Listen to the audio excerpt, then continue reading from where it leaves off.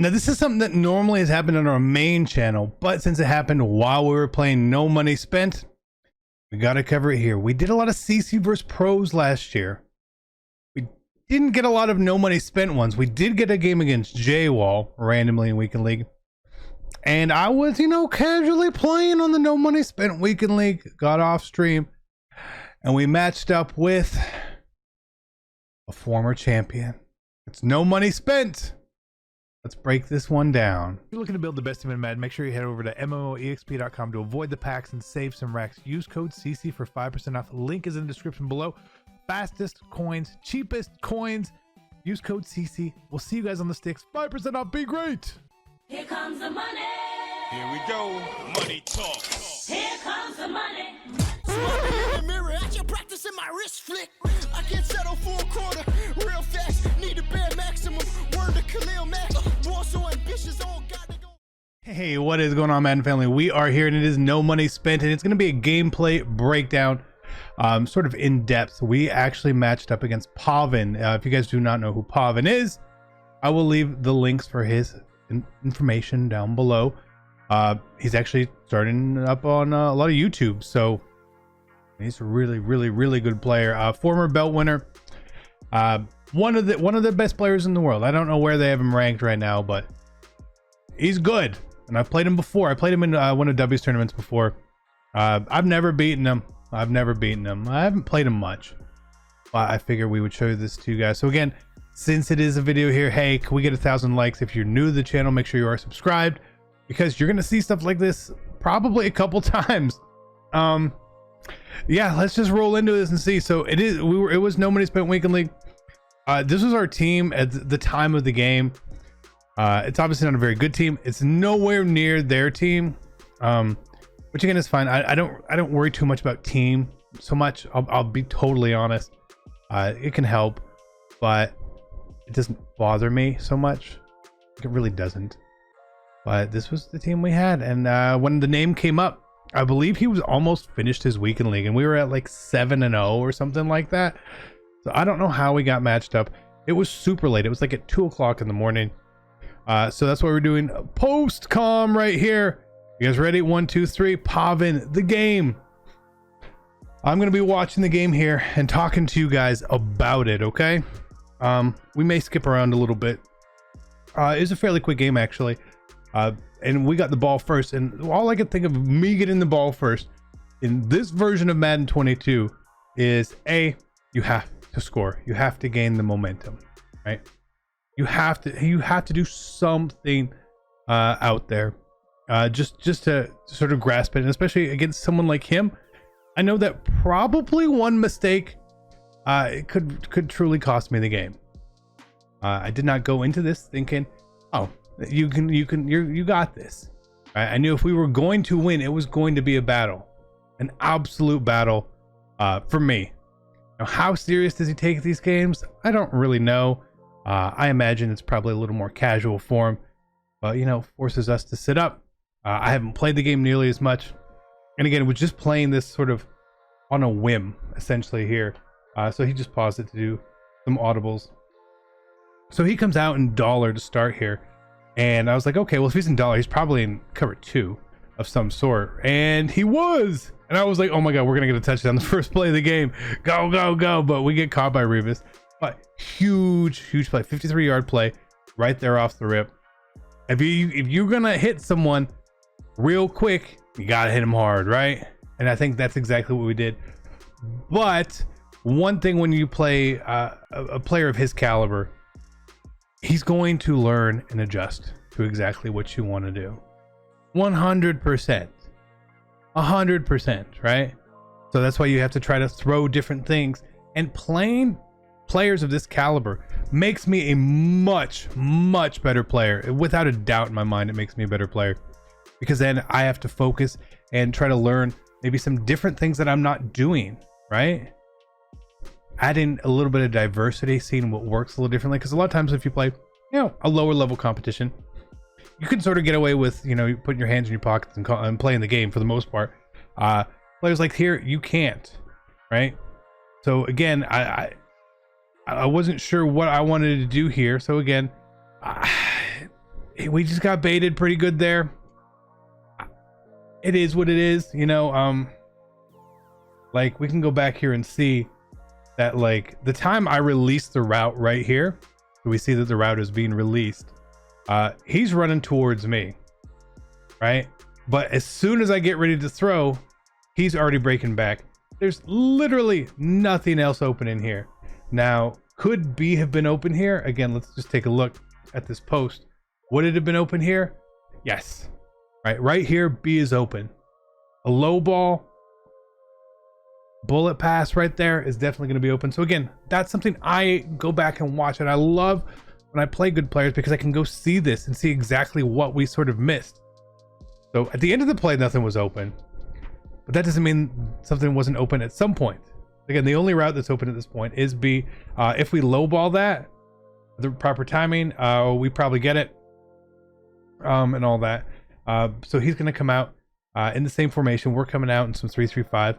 Again, I don't really know what he wants to do. I didn't really get to see him play, but I know that he is going to play smart, very smart.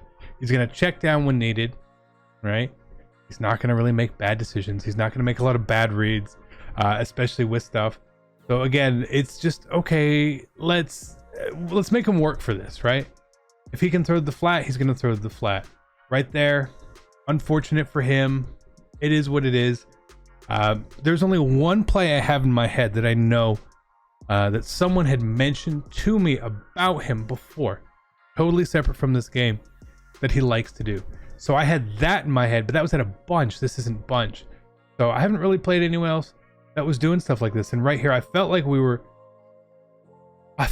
there, but again, that's part of the team. Peppers is just a little too slow to keep up with there. That was actually really good defense. Perfect timing on the pass there as well. Just getting out there. Again, if you're throwing on the run, some bad things could happen. And right here, he's going to be trying to RPO us with the quarterback runs and stuff, which a lot of people are seeming to do now. Again, totally fine. As soon as I saw the formation, I knew what it was. I knew what to expect out of it. And again, I'm okay with facing him doing this because, hey, guess what? This is going to give me some really good looks and some really good practice against better players for what they're doing. So, you know, we're stopping him a little bit here, right? He hasn't marched down the field like I think he can, but he hasn't. The most important thing is he hasn't. So then he's going to go to bunch here. Obviously, bunch offset is probably the most popular thing that people are running. And I believe that was probably just flood. Again, with a bit of a spacing concept there. Really, really difficult to defend. Because when I'm playing bunch, I'm trying to defend the deep middle of the field as best as possible so I do not get burned and dumped on. You can't guard everything. It's really, really hard. These types of players do not put plays on the field where they are fully guardable all the time, right? So again, you know, he's going to move the ball a little bit. He's going to do some stuff. And okay, so as he gets a really big run here, that tells me that, hey, what I was doing before to defend the run, I was probably getting a little lucky, a little sheddy, right? If my team is going to shed, that's great. I want them to shed, but I also legitimately need them to do something else, right? You don't rely on sheds. Sheds for run game don't make a good defense there. And now here, I wasn't sure what he was doing with the motion. I hadn't really seen anyone do a motion yet. We hit stick him. Again, I would like a fumble there, but I am fully convinced he's on conservative anyway if he's running the ball with his quarterback. So a fumble is kind of unlikely. And then here he goes into deuce close. Just run commit, right? We run commit straight. He scores. It's fair. Run commit doesn't really work. And then here he was going for 2, and I was like, oh no. Oh no. And then we see he's good. Oh, so close, but really, really good read there. I don't think that's how he drew it up. I think that route was supposed to be more at the back of the end zone. Again, it is what it is. That's fine. 8-0. Look, we got a little sticky with Alexander there, but now it's like, okay, well, now I really have to score here against him. and I can't put up 3 because again, he gets ball at half. So if I want to continue this game a little bit, just a little bit, I'm gonna have to score here and make it a 6, right? And again, the defense that he's thrown in a few times has been really, really good. So what do I go back to? I go back to what worked our very first play of the game. Something I did not go back to after, because everything wasn't really there. But we do have the delay there. But again, we're just gonna run. The contains aren't getting us. Again, it's fine. Move the ball. I could have thrown something. I could have tried to pass lead that running back route up. Probably not a good idea at all.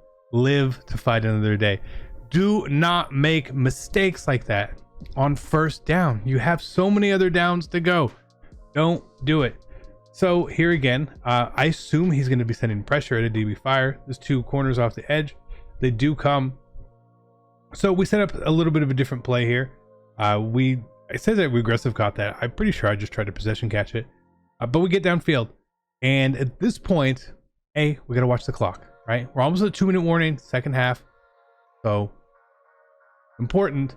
If I'm going to try to score here, I'm better off doing it slowly. The more time we give him on the clock, the more time he has for that final drive, and then getting the ball at half, again, could be crippling for sure. But what does he do? I don't know what this was. What kind of defense he was in. I think he was obviously not expecting something to the right, which is totally fine. But touchdown, right? All right, so now I got to go for 2 as well. I'm going to chase his points here. If we don't chase his points and we fall behind and we have to chase points later, we're in trouble. But little RPO down to the flats does tie it up. I feel okay here. I don't love giving him 2 minutes of time though. That is, it's pretty scary. It's pretty scary here. So again, he's going to go to bunch here and he's going to make the right reads. I'm trying to follow the shallow routes. I shouldn't be following the shallow routes here. That running back route in verticals is not something I should be covering myself against a player like him. Somebody else, sure, maybe. But him, that's who I want him to throw it to. I want him to check down. I want him to hit the flats. I want to give myself time to hit him, crack him, punish him, right? Well, I didn't do it there. And also, I'm expecting something from cover 2 here. So again, let's play smart. If he wants to do that, that's fine. We're going to hit him then. We're going to lay hit sticks. We may not get the fumbles. We may not get fumbles every game or every 2 games, or every 3 games. But I don't want him to be this deep, and I want to hit him. And you see here, he's taking his time. So again, he's got, flood set up perfectly there. I'm not expecting flood. I'm not prepared for flood. If I was going to be defending flood, I have to change my flats. And then it's sort of like a cat and mouse game. Do I want to get beat potentially on like a deep corner from Z spot or something? I don't think so. If we can keep it in ball in front of us, regardless at that point, I'm fine. You have to expect that he was going to get 3 from the get-go. So we have to kind of go for it here. And I'm going to show you guys, it's the next play here. We actually did a decent job defending this play. And he gets down. So it's the next play what I was thinking of and trying to defend here, okay? So I want to go back here and see what happens here, okay? So we see, pay very close attention.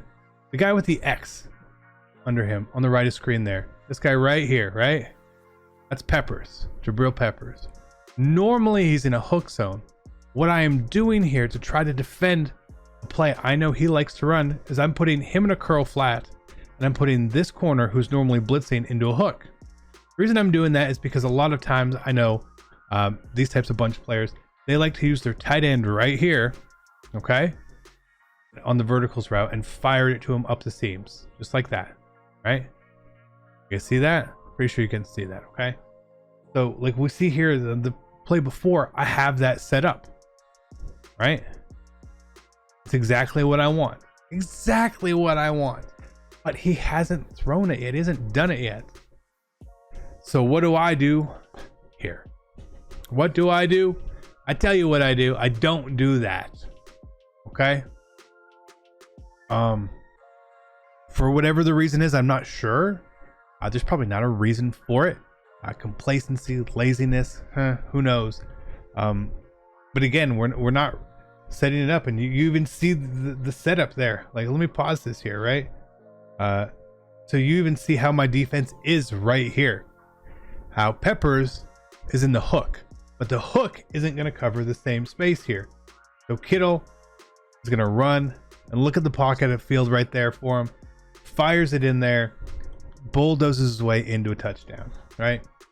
So me making this, I'm going to call it a mistake. It's a great read by him. It was obviously the read he's looking for, but it's a mistake. Such a mistake. I wish I didn't do that, but again, it's something I will live and learn to manage and handle. So he does score right before half, going up 15-8. We're gonna get the ball here right before half. We're not gonna be able to do anything. It could have been close. If we would that spin would have hit, we might have been a little close, but he does get the ball at half. So we'll fast forward up to there when he gets the ball back. And again, here he is in bunch. He's smart. He's not going to try to do too much here. He's going to try to run the ball. He wants to take the clock. I fully get it. I know I complained a bit on Twitter about people who run the clock. Those are in tie games. If you're up with the ball and you're trying to get out, like that's fine. Me getting caught there, kind of dumb, is what it is. So again, he's just going to take the clock. He's going to play smart. I know at this point that if there we go. Look, that's how the defense I want set up is, but we're just not getting down to that flat there. I've got to get him to make a mistake. I've got to get him to fumble. I've got to get something here to put us back in the game. And the fact that he leaves bunch here makes me okay. Well, maybe we could do this, right? Maybe this is the play that we get lucky on. I know I want to sort of cover the flats, but I'm not going to run with the flats the entire way. I just can't do it. And then give up the deeper route. It just doesn't make any sense. So we're going to give that up there. And then here, I believe I just started to get much more blitz happy. And I believe I actually ran commit there. He had touchdowns. Did not take him. Let's go to the next play here. So again, me trying to defend this RPO, much better, right? Pinch, blitz everyone. Just send everyone, right? That was my idea there. Since, again, we talked about earlier, was I doing the right thing or the wrong thing? I don't know. Now, I can tell you something very, very clear about this play. A, we didn't set it up because I didn't think he was gonna run again. And B, I don't really know the plays out of this formation either. I do remember someone mentioning that there was that Y trail play, but at that time I wasn't thinking of plays, what to do, what to stop. So again, here again, I feel like he's gonna run, so we pinch everyone, right? We blitz everyone. And the idea is, hey, maybe we'll get in the backfield and hit him here again. But he doesn't do that. Smart, of course he doesn't. He is already recognized that when I was pinching everyone, I was sending everyone. So he's realized that and recognized that. So here we do it again, but now I'm on the safety. But unfortunately there, I don't do like an option commit at that point, right? So he's going to get the score there, and he's going to go up 22-8. So again, I have in my head, it's 2 o'clock. It's probably about 2:30 in the morning by this point. I'm like, listen, if I don't score here, I'm just going to quit the game. I don't want to waste his time or my time any more than we already have to. So again, let's just play a little aggressive. Let's see what we can get going here. If we score, phenomenal. We'll play the game out. But if we don't, again, I'm just going to save his time. I know he's got a lot going on. I feel like B was probably open there. But then, little laser to chase. Can he score? It'd be nice if he scored there. It'd been really nice if he scored there. Doesn't quite get in. So again, we're moving down here into the red zone. And I want to try something different out. I was hoping maybe he would sort of leave me that corner out again. He doesn't, so we'll just run. We'll take our yards. Again, we need to score, but I also don't want to force a pass on first down. Second down, third down, fourth down, I'm more likely to force a pass. But on first down, I'm normally trying to be real careful because I already know that I have 3 other potential downs to get something back here. And we just get sacked. I missed a read on the left. I see that now.